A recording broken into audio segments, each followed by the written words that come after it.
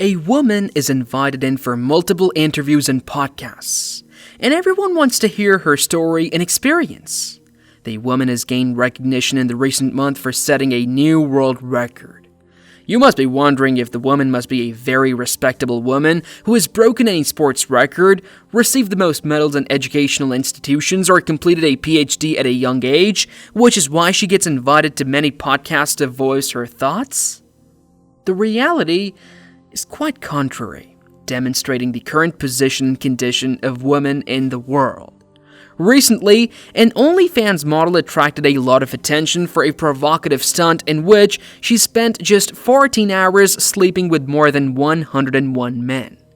She recorded the event on a YouTube video, which soon went viral. She also created a world record by doing the stunt for sleeping with more than 100 men in one day.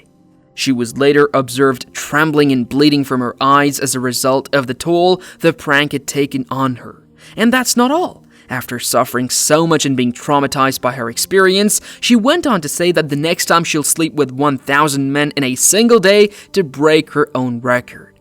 It's a shame that this has been defined as independence and the liberation for women right now. A woman posts such stuff on her account, and no group or activist condemns it as a toxic and repressive behavior that diminishes women's worth. On the other side, when a Muslim woman wears a hijab or is totally covered, she's labeled oppressed and mistreated? How can it be considered as women's empowerment and freedom if more than 100 men use this woman to merely satisfy their needs and proceed as if she were a toilet or something else that one wants to visit to fulfill their needs and then go on? More than 4.5 million women have their accounts on OnlyFans and every day sell their private images and videos on it to make millions of dollars, according to 2024 statistics. Women in the West have been so thoroughly corrupted by Satan that they mistakenly believe engaging in prostitution, having several relationships with men, or selling their bodies online constitutes feminism. They've been led astray into thinking that shedding garments would grant them greater independence.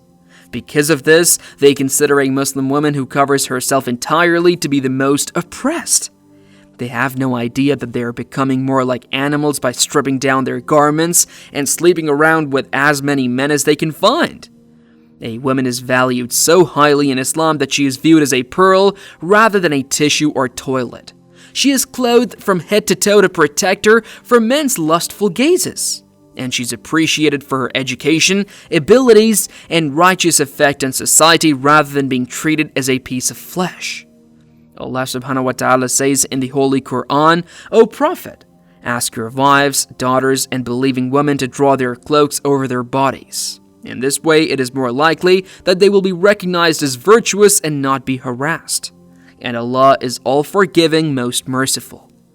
In this verse, Allah Subhanahu wa Ta'ala clearly explains that the reason Allah orders believing women to be covered is to be recognized as virtuous and to avoid harassment. The fact that Western women are subjected to harassment or get employed in such disgusting jobs is due to their belief that being dressed equates to being slaved. If they'd chosen to be covered and not be exploited by various men, there would not have been such a flourishing of filthy companies in which men hurl money at women to delight them. Allah Subhanahu wa Ta'ala created Muslim women as a means for everyone to achieve Jannah. When she's a daughter, she enables her parents to enter Jannah. Ibn Abbas reported, "The Messenger of Allah, peace and blessings be upon him, said, whoever has a daughter and he does not bury her alive, nor humiliate her, nor prefer his sons over her, he will enter paradise due to her. When she is a sister, she will become a way for her brothers to enter Jannah." Abu Sa'id al-Khudri reported, "The Messenger of Allah, peace and blessings be upon him, said, there is not one of you with 3 daughters or 3 sisters or 2 daughters or 2 sisters, fearing Allah regarding them and treating them in the best manner, but that he will enter paradise. When she is a wife, she is the best possession that a man can ever have." Abdullah ibn Amr reported, "The Messenger of Allah, peace and blessings be upon him, said, the world is enjoyment, and the best enjoyment in the world is a righteous wife. And when she's a mother, Jannah lies beneath her feet." Muawiyah ibn Jahima reported, "Jahima came to the Prophet, peace and blessings be upon him, and he said, O Messenger of Allah, I intend to join the military expedition and I seek your counsel." The Prophet said, "Do you have a mother?" He said, "Yes." The Prophet said, "Stay with her, for paradise is beneath her feet." This is how Islam has honored Muslim women. What can be said about Western ladies who get popularity and glory by doing zina with as many men as they can, whose names she does not know? Is she a method to obtain Jannah or a means to enter hellfire?